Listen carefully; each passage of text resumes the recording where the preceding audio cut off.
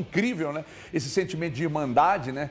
6 pontos em 6 disputados, não tendo a capacidade de fazer um gol sequer num adversário desesperado, que ainda está longe do ideal, muito longe, que é o Vasco, muito questionado, a SAF questionada, o time questionado e tal. Só que agora se reforçou, etc. Agora chegou o Payet também, mas aí o Medel muito bem lá, eles foram se reforçando, meio que no desespero, mas tomaram 6 pontos. É curioso que o Atlético, de 12 possíveis, até agora disputados contra os times que estão ali no Z4, o Atlético ganhou apenas 5 pontos com uma vitória e 2 empates e quase perdeu para o América, hein?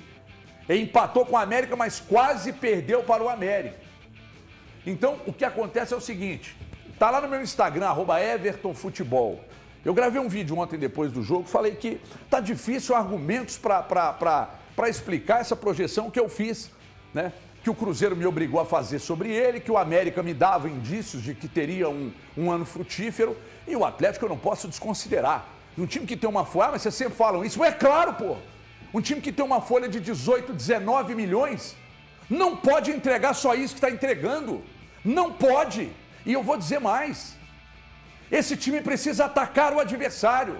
Não dá para ficar num sistema pragmático, burocrático. Ah, mas você espera isso do Filipão? Não. Eu, desde o início, falei que se é para arrumar vestiário e para servir de escudo, a atacada foi de mestre mesmo. Agora, ao Atlético, qual a vantagem de seguir num sistema burocrático? O Atlético precisa atacar o adversário. Precisa ser mais letal também. E 28% de aproveitamento do Filipão até aqui. Aí o que pega? Eu conversei com uma pessoa do Atlético e perguntei assim: vocês têm convicção de que o Filipão será o treinador do Atlético para a próxima temporada? E a resposta que obtive: não sabemos. Então, se erraram num monte de coisas, contratos renovados discutíveis, trouxeram para servir de escudo e nem tanto pelas ideias. Aí agora o trabalho dele está mostrando que não sei se é o melhor caminho. Vão seguir com ele?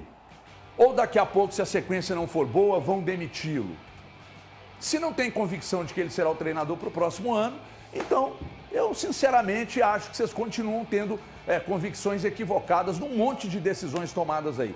Olha, eu vi que eu estava dizendo, você deu uma remexida na cadeira, já deu uma coçada na barba. Eu falei, o homem tá pistola. Mas sabe o que é? É que esse Atlético, ele não empolga, não passa nenhum tipo de confiança.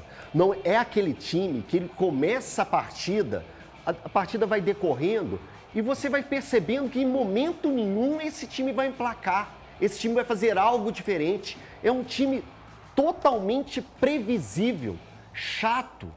É um time que não passa ao torcedor não aquela sensação. Zero. É até um pecado usar essa palavra com esse time hoje. Encantamento é um pecado. Então esse lance de ser burocrático, pragmático, explica. É chato. O time do Atlético hoje é chato. É um time que não entrega nada. Ele faz o torcedor observar a partida. Que tem times que você vai acompanhando e vai vendo assim: opa, o gol tá amadurecendo. Opa, esse time vai conseguir empatar. Opa, esse time vai conseguir fazer algo. Esse time do Atlético hoje não entrega nenhuma possibilidade para o torcedor ter aquele alento de pegar e falar assim: isso vai virar. Algo vai acontecer nessa partida que vai fazer o Atlético conseguir o empate, conseguir a virada. Nada. Em momento nenhum o Atlético hoje passa isso ao seu torcedor. Gente, eu estou falando aqui, veja bem, a análise é sobre o jogo e sobre o que ele está entregando de aproveitamento até aqui. Não é a história do Felipão não, tá? Nós precisamos saber separar isso.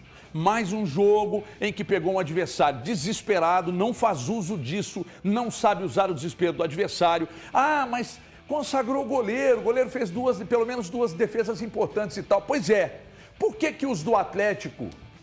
Por que o Atlético sempre consagra goleiro adversário e raramente tem os seus consagrados? Então, vamos lá. Nós estamos falando do aproveitamento do Filipão, do jogo, de mais uma derrota, de 6 pontos para um time desesperado, se não fazer um gol no adversário, da campanha medíocre, de contratos renovados que são discutíveis.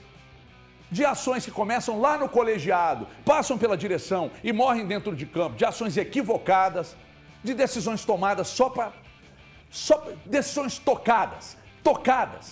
Então isso precisa mudar.